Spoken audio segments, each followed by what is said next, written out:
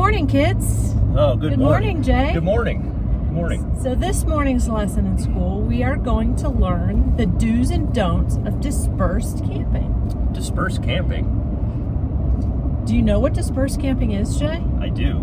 Tell me. Apparently some people don't. Tell me what dispersed camping is. Dispersed camping, as the name would imply, would be that you would be dispersed.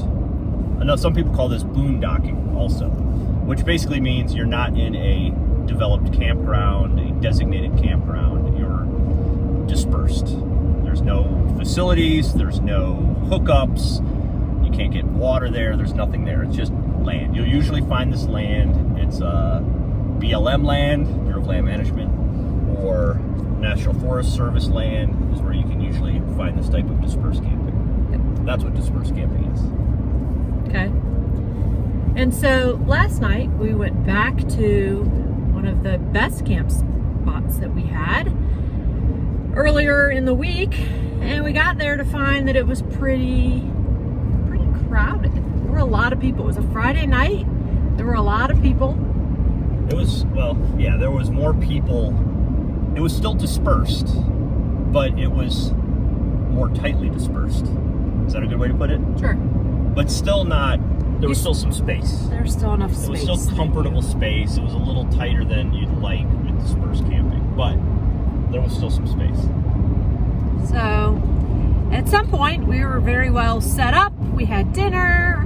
We were just enjoying some beers and the view. And then the Clampetts moved in next door. So they come in, and how far were they from us? And from the people next to them?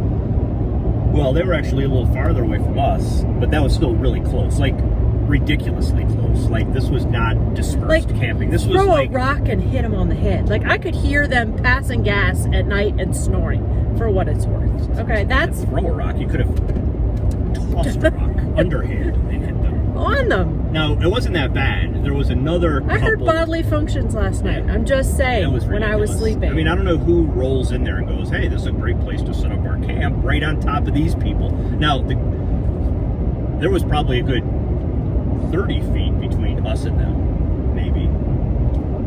But what was even more ridiculous was that they set up their camp, their tents, and all their crap, all their belongings. All their belongings. Which took them about 3 hours to set up. Of just constant movement and noise and... yapping. Yeah, talking. And then they had, now it's after dark, they've got their friggin' camp... glamping. Their whatever you call this glamp thing. What do you set call it? up Like an over there. old school Coleman lantern, lit up on full looms. Like a runway next to us. Like, what? We're trying, people are like, it's trying to stargaze. We're trying to look at the Milky Way. These morons got all their crap out there. But these people, they just wedged themselves right in there like they're on South Beach on a crowded Memorial Day weekend or something. Yeah. It was ridiculous. It was ridiculous. It's So definitely a don't. So don't be those guys. No. Move on to the next campsite if there's not one there. Don't create one in somebody else's spot. So right. Anyway. That's why they call it dispersed camping. So that is today's lesson, folks. We are on our way into town to get some coffee. And today is Saturday, so it's college football day. We might try to find a bar and watch a little college football. Not sure if they do that in Utah, but we're gonna try. And if that fails, there's... Well, they do have the Utes, right? Isn't that the Utah Utes? Yeah, I don't know. Is that what they're called? Is that like the Tua Utes? No, that's New York. Oh. Anyway, if we can't find a bar with some football, then out to the trails we go. So we will keep you posted. On the next episode of Dirt Road Couple, we leave behind the weekend crowds in Moab in search of solitude.